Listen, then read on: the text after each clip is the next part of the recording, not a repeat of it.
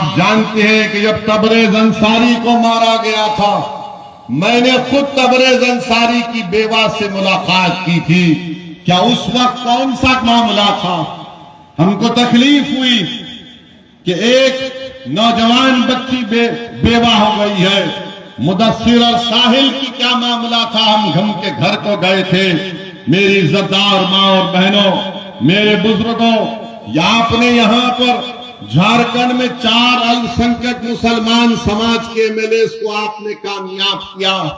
इतने वाकयात होते हैं। अरे जमतारा से यहाँ पर आपने एक मुस्लिम विधायक को कामयाब किया, और अभी हमको बताया गया कि हफीजुल हसन साहब भी फिर रहे हैं।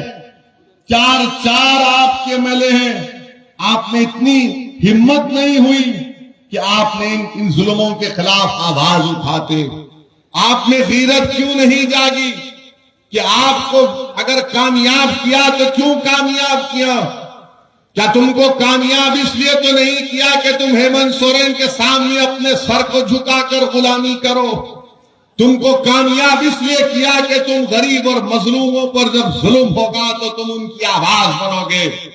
तुम सरकार में बैठकर तुम अगर मंत्री बन गए हो तो तुम समझ रहे हो कि तुमको बहुत बड़ा मुकाम मिल गया। अरे जब अल्लाह ने तुमको मुकाम दिया तो तुम उस मुकाम को इस्तेमाल करो गरीबों के इंसाफ के लिए। मगर इतने लोगों को मार दिया गया और यहाँ पर हेमंत सोरेन की सरकार इस पर कोई कार्रवाई नहीं करती है।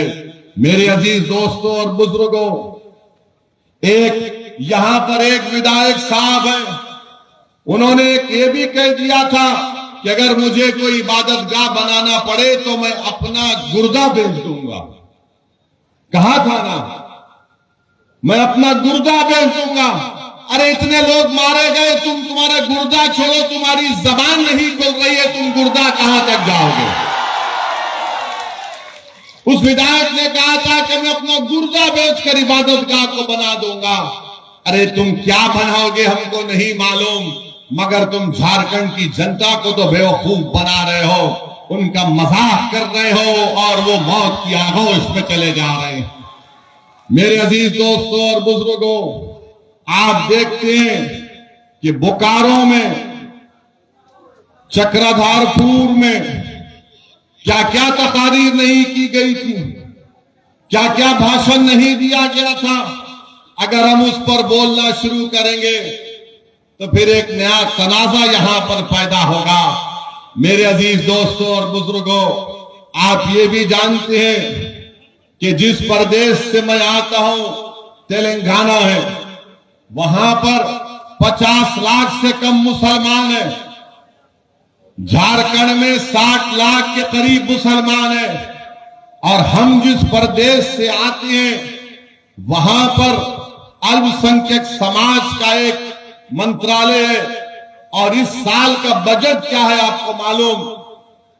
2200 करोड़ रुपए है। और झारखंड में अल्पसंख्यक समाज का वजारत अखिलती बहबूद का बजट सिर्फ 500 करोड़ रुपए है, सिर्फ 500 करोड़ रुपए। और हम जब यहां पर आ रहे हैं तो हमको गाली दे रहे हैं। अरे भैया गाली दो हमको, तुम्हारी गालियों से मैं रुकने वाला नहीं हूं। यहां तेलंगाना में हमारे 7 विधायक हैं, कोई मंत्री नहीं है। सुनिए, कोई मंत्री नहीं है, मगर हम 50 लाख से कम हैं। 2200 करोड़ रुपये सालाना मिलता है। आप 60 लाख हैं, 4 एमएलए हैं, 2 मंत्री हैं, मगर आपका बजट 500 करोड़ रुपये है। यही बात जब हम करते हैं तो इन तमाम को पेट में दर्द होता है, और इसीलिए हमको बदनाम किया जाता है कि असदुद्दीन अवैसी भड़काऊ भाषण देता है। अरे अगर गरीबों के जुल्म को बयान करना भड़काऊ भाषण है तो सुन लो हेमंत सोरेन, मैं भड़काऊ भाषण देता रहूंगा। अगर शमशाद अंसारी की तकलीफ को बयान करना भड़काऊ भाषण है तो हम तमाम शमशाद अंसारी हैं। अगर हमारी बहन और हमारी माँ बैठी हुई है, उनके बेटे और औलाद के लिए इंसाफ की बात करना अगर भड़काऊ भाषण है तो मुझे फक्र है कि अल्लाह ने मुझे भड़काऊ भाषण बोलने की सलाहियत दी। मगर आप बताओ, आपने क्या किया? यहां पर चुनाव जब आता है तो ओवैसी का डर दिखाते हैं कि अगर ओवैसी को वोट देंगे, मजलिस को वोट देंगे तो बीजेपी जीत जाएगी। और आप मासूम लोग सिर्फ वोट डालते हराने के लिए, अरे कभी अपने दिलों पर हाथ रखकर सोचो। कभी जब तुम अपने घर में जाकर बैठते हो तो अपने दिल से पूछो कि मैं क्या सिर्फ इनको वोट डालने के लिए पैदा हुआ हूं? क्या तुम सिर्फ वोट डालने के लिए पैदा हुए? तुम वोट नहीं ले सकते। आप 50 साल से वोट दे रहे हैं। आपके दादा ने वोट दिया, आपके दादा ने अपनी जवानी को बर्बाद कर दिया, अपने बुढ़ापे को बर्बाद कर दिया, आपके बाप ने अपने बचपन को खोया, सिसक सिसक कर तुम्हारा बाप मर गया, तुमने उनको वोट दिया। अब तुम हो और तुमसे भी यही कहा जा रहा है कि जिस तरह तुम्हारे बाप और दादा ने वोट दिया तुम उसी तरह चलो। नहीं मेरे नौजवान साथियों, तुम्हारे बाप दादा के पास विकल्प नहीं था। वो हालत मजबूरी में इन लोगों का साथ देते थे। आज तुम्हारे दरमियान में एक दीवानों की पार्टी खड़ी हुई है जो किसी के बाप को सुनने वाली नहीं है। तो मेरी आपसे गुजारिश है कि आप अपना वोट 5 सितंबर के दिन मजलिस इत्तेहादुल मुस्लिमीन को दीजिए। मेरे अजीज दोस्तों और बुजुर्गों, केंद्र की सरकार बीजेपी की है। आपको जानकर तकलीफ होगी कि 2020 और 21 से झारखंड की सरकार को अल्पसंख्यक समाज के विकास के लिए एक स्कीम है एमएसडीपी, पीएमजेवी के, जो केंद्र की सेंट्रल गवर्नमेंट से आती है। झारखंड की सरकार को 155 करोड़ रुपए दिए गए। कितने? 155 करोड़ रुपए दिए गए। ये हेमंत सोरेन ने उसमें से सिर्फ 5 करोड़ रुपए खर्चा किए। 155 करोड़ में स्कूल की बिल्डिंग बननी चाहिए थी, रोड बनना चाहिए था जहां पर अल्पसंख्यक समाज रहता है, मुसलमान, जहां पर ईसाई रहते हैं। मगर इन्होंने उसमें से 5 करोड़ रुपए खर्चा किए। बोरवेल डालना चाहिए था, कॉलेज की बिल्डिंग बनना चाहिए था। अब बताओ इसमें ओवैसी कहां से आ गया? 155 करोड़ में सिर्फ 5 करोड़ रुपए खर्चा करते हैं और यहां पर आकर ये हेमंत सोरेन के मंत्री कहते हैं कि मौलाना मुबीन रजवी भेड़िया है। मेरे अजीज दोस्तों और बुजुर्गों, जिसने मौलाना मुबीन रजवी को सुदीप कुमार सोनी ने भेड़िया कहा। सुदीप कुमार सोनी साहब, हमारे चेहरे पर दाढ़ी है, हमारा नाम मुबीन रिजवी है, हमारे सर पर टोपी है, हमारा दीन इस्लाम है, तो हम भेड़िए हो गए? तो फिर तुम्हारी पार्टी में जितने मुसलमान हैं वो क्या है बताओ? अगर जिसका नाम मुबीन रजवी भेड़िया है तो सुदीप कुमार जो तुम्हारी पार्टी में जो लोग तुम्हारी चमचागिरी करते हैं वो क्या है बताओ? और याद रखो, भेड़िया शेर को भी खा लेता है, समझे ना? अगर तुम भेड़िया बोल रहे बोलो, जितना बोलते बोलो, मगर तुम्हारे जहन में जो जहर भरा हुआ है वो तुम्हारी जबान पर आ ही गया कि तुम हर मुबीन को भेड़िया कहते हो, तुम हर मुबीन को भेड़िया कहते हो। अगर तुम इंसान हो तो चलो शमशाद अंसारी के घर को जाकर दिखाओ। तुम में हिम्मत है तो चलो आओ, मगर तुम नहीं जाओगे। जिसके चेहरे पर दाढ़ी है, सर पर टोपी है, वो भेड़िया हो जाता। ठीक है सुदीप कुमार, जब तुम्हारा चुनाव आएगा तो भेड़िए तुमको बताएंगे कैसा शिकार होता है।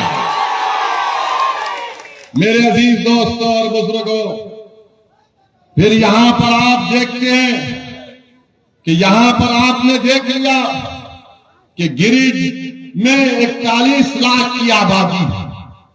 भेड़िया हमको कह दिए, हमको बी टीम कह दिए, 41 लाख की आबादी में सिर्फ 25 स्कूल हैं और उसमें एक ही 25 स्कूल हैं जिसमें से 1 या 3 4 है 12वीं जमात तक। अब ये बच्चे कहां पर जाएंगे पढ़ने के लिए? बताइए हेमंत सोरेन साहब, ये बच्चे कहां पर जाएंगे? तेलंगाना में, जिस प्रदेश से मैं आता हूं, जहां पर हमारा कोई मंत्री नहीं है, हमारा कोई मंत्री नहीं, हमने क्या काम किया? हमने वहां पर 1 लाख मुस्लिम बच्चे और बच्चियों को 204 गवर्नमेंट के रेजिडेंशियल स्कूल को खुलवाया और 6ठी जमात से 12वीं जमात तक हमारी बेटियां और हमारे बेटे फ्री में पढ़ते हैं। हम मंत्री नहीं बने, ना कभी बनेंगे। हमसे कहा भी गया था कि ओवैसी साहब मंत्री बनना है, तो हमने कहा कि ना मंत्री बनना है ना संतरी बनना है, आप बताओ हमारे लिए क्या काम कर सकते। हमने कहा हमारे बच्चियों को, हमारे बेटों को स्कूल खोलो। आपको जानकर खुशी होगी कि 1 लाख के करीब मुस्लिम बच्चे और बच्चियां तेलंगाना में 6ठी जमात से फ्री में पढ़ रही हैं। और मेरे पार्लियामेंट के इलाके में मैंने एक जूनियर कॉलेज को खुलवाया। 11th और 12th में उस जूनियर कॉलेज के 5 बच्चे नीट क्वालिफाई होकर गवर्नमेंट के मेडिकल कॉलेज में फ्री सीट लाकर अब मेडिसिन डॉक्टर बन रहे हैं। ये काम मैंने किया, हमारे एमएलए अकबरुद्दीन ओवैसी के विधानसभा में काम हुआ। ये काम आप कर सकते हैं झारखंड में। कब कर सकते हैं आप? जब आप अपने विधायक को कामयाब करेंगे, जब आप सियासी ताकत हासिल करेंगे। मगर अगर आप सिर्फ यही सोचते रहेंगे कि नहीं नहीं हमको वोट डालना है, हमको वोट डालना है, तो फिर वोट डालने का मतलब यही होगा कि तुम वोट तो डाल रहे हो मगर अपने लिए नहीं डाल रहे हो, अपने बच्चों की तालीम के लिए वोट नहीं डाल रहे हो, अपनी जान की हिफाजत के लिए वोट नहीं डाल रहे हो। क्योंकि जब तुम वोट डाल रहे तो शमशाद कैसे मरा बताओ मुझे? इतने लोग कैसे मर गए जब तुमने वोट डाला? अब झारखंड मुक्ति मोर्चा के लोग बोलेंगे, यहां की सरकार बोलेगी, अरे ओवैसी तेलंगाना की सरकार में बहुत पैसा है, हम गरीब प्रदेश हैं। नहीं नहीं, गरीब तुम नहीं हो।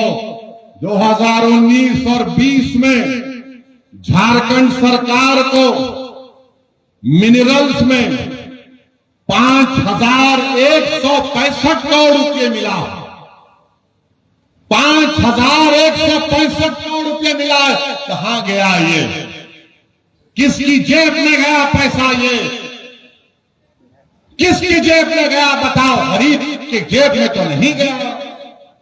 गरीब के बच्चे तो शिक्षा हासिल नहीं कर रहे।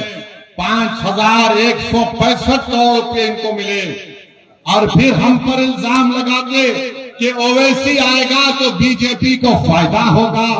तो ये बताइए कि झारखंड के एक मिनिस्टर हैं, मिथिलेश ठाकुर उनका नाम, वो मालूम मुझे है, वो मिथिलेश ठाकुर है। मिथिलेश ठाकुर ने 6 दिसंबर के दिन मिठाई बांटी। अरे तो 11 रब्बीउल अव्वल के दिन भी मिठाई बांटता, आका की आमद की खुशी में मनाता, मिठाई खिलाता। मगर मंत्री ने कहा कि नहीं, 6 दिसंबर को हम बांटेंगे, मिठाई खिलाएंगे, क्योंकि उस दिन बाबरी मस्जिद को शहीद किया गया। हेमंत सोरेन, ये आपका सेकुलरिज्म है और आप हम पर उंगली उठाते हैं। याद रखो, अगर तुम एक जबान से मेरे खिलाफ झूठ बोलोगे तो मैं तुम्हारी 1000 सच्चाइयों को जनता के सामने रखूंगा। अब आप देखिए इनका रिकॉर्ड। अब इतना तो हेमंत सोरेन के लिए काफी है, थोड़ा मोदी पे भी बोलते हैं, वरना कांग्रेस के लोगों में तो रात में नींद नहीं आएगी। हेमंत सोरेन को भी जरा बेचैनी होगी, करवटें लेंगे कि ये क्या क्या सच्चाई को बयान करके चला गया। फिर कोई कांग्रेसी बोलेगा या हेमंत सोरेन के पास का बोलेगा, मोदी को नहीं बोले। अरे मोदी को तो हम ही बोल रहे हैं, 9 साल से तुम तो गूंगे बनकर बैठे हो। तुमने क्या 3 मर्तबा बीजेपी से डिप्टी चीफ मिनिस्टर नहीं बने हो हेमंत सोरेन? क्या बीजेपी और तुमने आरएसएस का दामन नहीं थामा? और तुमने थामा और हम उनसे सीना तान कर मुकाबला कर रहे हैं। मुझे अफसोस हुआ जब मुझे अभी बताया गया कि मुजाहिद आजादी हजरत मौलाना शेख भिखारी साहब का पड़पोता,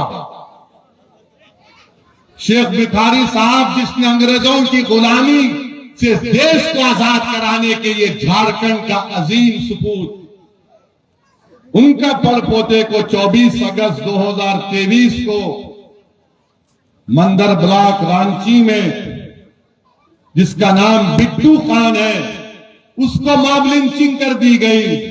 वो अब दवाखाने में अपनी जिंदगी और मौत की लड़ाई लड़ रहा है। शेख भिखारी साहब का पड़पोता, वो बेचारे जो इस देश को आजाद कराने के लिए अपना सब कुछ कुर्बान कर दिए, और जालिमों ने उनके पड़पोते को मार पीट पीट कर अस्पताल को पहुंचा दिया, और अभी तक उस केस में कोई एफआईआर नहीं हुआ, हमको बताया जा रहा। बताइए आप, इल्जाम हम पर लगता है, मगर जब ये तमाम सच्चाई को हम बयान करते हैं तो आज आपसे अपील करने आए हैं कि झारखंड में आदिवासी, मुसलमान, दलित, ये गुलदस्ता है इस प्रदेश का, और पूरे देश, हमारा भारत एक गुलदस्ता है। और Narendra Modi uniform civil code लागू करना चाहते हैं। हम यूनिफॉर्म सिविल कोड को मुस्तरद करते हैं। यूनिफॉर्म सिविल कोड को हम एक्सेप्ट नहीं करते। क्या आदिवासियों पर यूनिफॉर्म सिविल कोड ला सकते मोदी आप? क्या छोटा नागपुर का कानून नहीं है झारखंड में जमीन का? इस जमीन का कानून है। क्या आदिवासियों पर यूनिफॉर्म सिविल कोड लागू किया जा सकता है झारखंड के? बताओ बीजेपी वालों, मैं चैलेंज कर रहा हूं मोदी को कि क्या तुम झारखंड के, छत्तीसगढ़ के, तेलंगाना के, मध्य प्रदेश के, राजस्थान के आदिवासियों पर यूनिफॉर्म सिविल कोड लागू करोगे? नहीं कर सकते और नहीं करना चाहिए, क्योंकि भारत की खूबसूरती यही है कि यहां पर हजारों तहजीबें हैं, हजारों तहजीबें हैं। यहां पर हर एक का अपना अपना पर्सनल लॉ है। दिल्ली में बैठा हुआ कोई बाबू, दिल्ली में बैठा हुआ आरएसएस का प्रधानमंत्री हमारे जिंदगी के फैसले नहीं कर सकता। कोई हमको ये नहीं बताएगा कि हम कैसे अपनी जिंदगी गुजारेंगे। भारत के संविधान में मजहब की आजादी फंडामेंटल राइट है, और मैं अपने मजहब के बताए हुए तरीके पर अपनी जिंदगी को गुजारूंगा। नरेंद्र मोदी मुझे आकर नहीं बता सकते कि मैं अपने मजहब पर कैसे चलूं। इसीलिए हम यूनिफॉर्म सिविल कोड के खिलाफ हैं। अब आप बताइए, यूनिफॉर्म सिविल कोड कभी सुना आपने इन लोगों को जो हमको गाली देते हैं? इनकी जबान नहीं खुलती। पार्लियामेंट में नो कॉन्फिडेंस मोशन, हिंदी में क्या बोलते नो कॉन्फिडेंस, अविश्वास प्रस्ताव आया था। हमने वहां पर 6-7 मिनट में पूरा सबका बयान कर दिया, हर चीज को खोल खोल कर बयान कर दिया। बताओ, आपकी तो जबान ही नहीं खुलती। आप तो सिर्फ एक ही बात करते, मैं दुकान खोलना चाहता हूं मोहब्बत की। दूसरा बोलता है मैं चौकीदार हूं। ये ऐसा चौकीदार है जो चीन 2000 स्क्वायर किलोमीटर जमीन पर कब्जा करके बैठा है, मगर चौकीदार क्या चौकीदारी कर रहा है। डबसांग गंचाक में चौकीदार के नाक के नीचे चीन अपनी हमारी जमीन पर फौज को उतार दिया। ये दुकानदार है, ये सिर्फ बोलता मैं मोहब्बत की बात करता हूं, तो शमशाद अंसारी से मोहब्बत की बात कौन करेगा? अशफाक खान से मोहब्बत की बात कौन करेगा? अरे तुम्हारी सरकार है ना दुकानदार वालों, तुम्हारी सरकार है झारखंड में, मेरी तो मैं सत्ता में तो नहीं हूं। एक तरफ दुकानदार, एक तरफ चौकीदार। ये दुकानदारों ने 50 साल से हमको लूटा। ये चौकीदार हमारी शनाख्त को खत्म करना चाहता है, हमारी तहजीब को खत्म करना चाहता है। इस देश में ना दुकानदार की दुकान की जरूरत है, ना चौकीदार की जरूरत है, बल्कि तीसरे विकल्प की जरूरत है, जो इंशाअल्लाह पैदा होगा। आप देखना मेरे अजीज दोस्तों और बुजुर्गों, देश के प्रधानमंत्री बड़ी बड़ी बातें करते हैं, सबका साथ, सबका विश्वास, सबका विकास, क्या क्या बकते रहते हैं। मगर आज हमने देखा कि एक मासूम 7 साल का बच्चा जब स्कूल को जाता है उत्तर प्रदेश में, जहां पर बीजेपी की सरकार है, जहां पर योगी आदित्यनाथ मुख्यमंत्री है, वो टीचर अपने क्लास में उन बच्चों से कहती है ये मोहम्मदन का बच्चा है, इसने बराबर नहीं पढ़ा, इसको मारो। आप बताइए कि एक बच्चा आकर उसको बच्चे को मारता है, उस 7 साल के बच्चे को, तो टीचर कहती है मोदी जी, जिस तरह हेमंत सोरेन को भूलने की आदत है, उससे ज्यादा मोदी जी को भूलने की आदत है। तो टीचर कहती है मोदी जी तुमने उसको अच्छा नहीं मारा, कम से मारो, ये मोहम्मदन है। बताइए आप, और वो बच्चे को मार पीटा जाता है, उसका वीडियो पूरे देश में, पूरी दुनिया में चला गया। उस बच्चे के बाप से मैंने बात की, हमारे वहां के मजलिस के सदर को भिजाया। जिस तरह हमारा सदर झारखंड का कभी कुछ हो जाता है तो शाकर दौड़ते हुए चीखे मारता है। अरे जिंदा अभी ठहरो, सुनो, तुम शाकिर साहब लेके आए क्या? तुमको सुनो हमारी बात। वहां पर हमारे सदर को भिजाया, उस 7 साल के बच्चे के वालिद से, पिता से हमने बात की।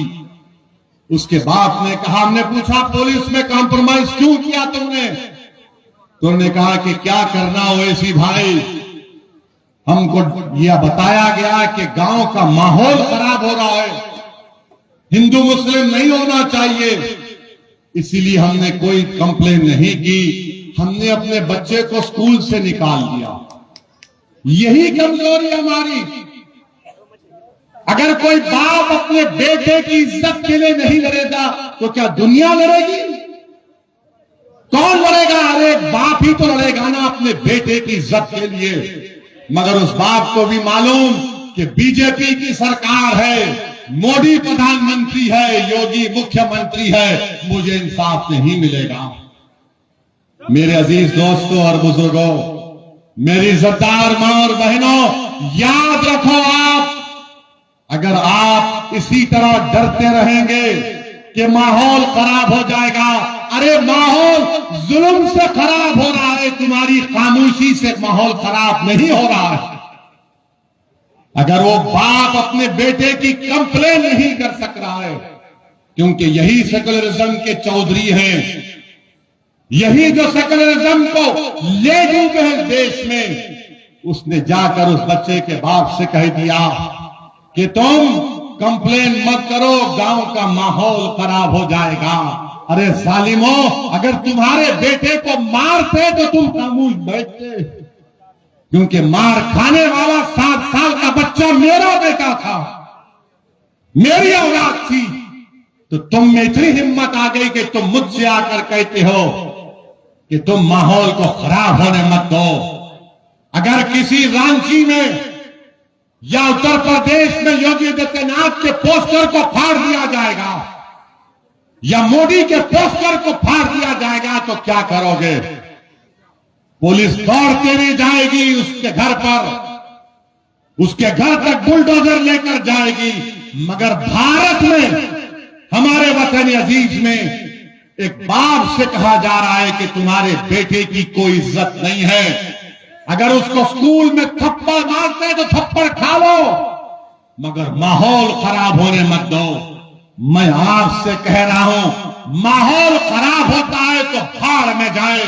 मैं अपनी औलाद के लिए खामोश नहीं बैठूंगा, मैं अपने बच्चे की इज्जत के लिए खामोश नहीं बैठूंगा।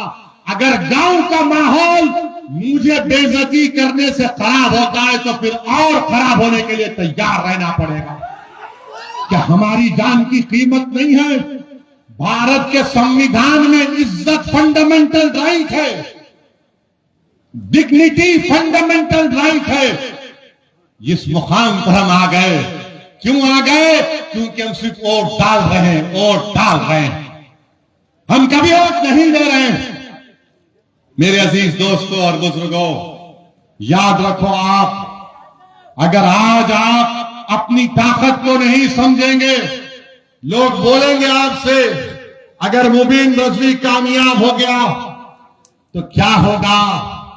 मेरे अजीज दोस्तों और बुजुर्गों, अगर एक मुबीन रजवी तुम्हारा विधायक बनकर झारखंड की विधानसभा में जाएगा तो कम से कम मुबीन रजवी की जबान से निकलेगा शमशाद अंसारी जिंदाबाद, शमशाद अंसारी जिंदाबाद। कभी तो कोई लड़ेगा, मगर आज ये कहेंगे अरे एक जीतेगा तो क्या होगा? आप उनसे कहना कि भारत की पार्लियामेंट में 2 MP है मजलिस के, और जब 2 में से एक खड़े होकर 6-7 मिनट के लिए भारत की लोकसभा में बोलते हैं तो मोदी से लेकर अमित शाह सब परेशान हो जाते हैं कि अब ये क्या बोलने वाला है।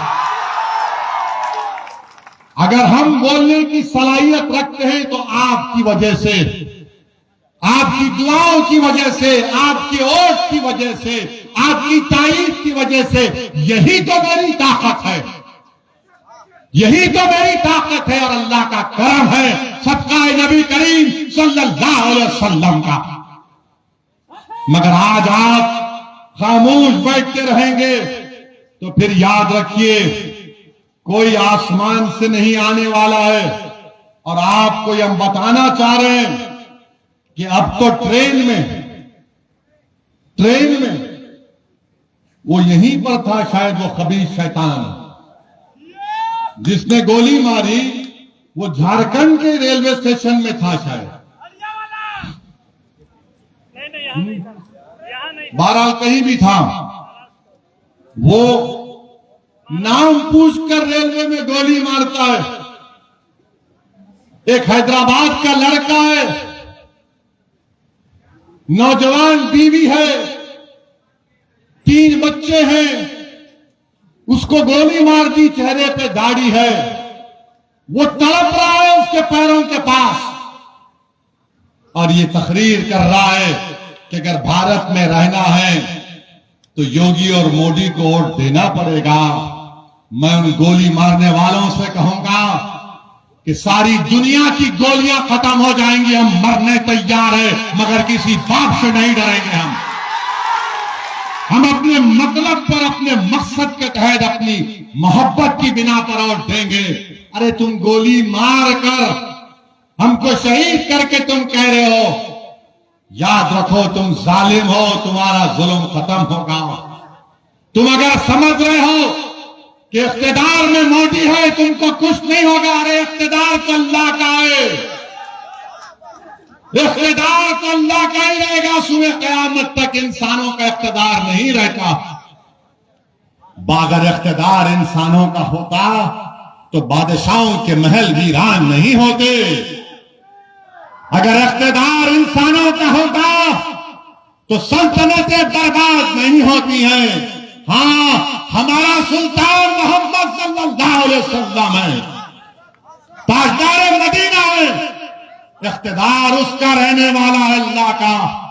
आज जो लोग नाम लेकर हमको गोली मार रहे हैं या हमारी जानें ले रहे हैं, सुन लो, तुम्हारे पास भी इख्तिदार नहीं रहेगा, तुम्हारे पास से भी इख्तिदार जाएगा।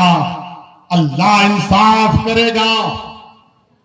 मैं जानता हूं कि किसी एक भारत के किसी एक मुकाम पर किसी एक मां के बेटे को किसी ने जान से मार दिया, तो जब मीडिया के लोगों ने जाकर उस पीड़ित मां से पूछा कि तुम्हारे बेटे की हत्या कर दी गई है, मां जी तुम्हारी तबीयत कैसी है, तो उस मां ने आंख में आंसू लाकर कहा कि मैंने तो सब्र कर लिया मगर मेरा अल्लाह सब्र नहीं करेगा।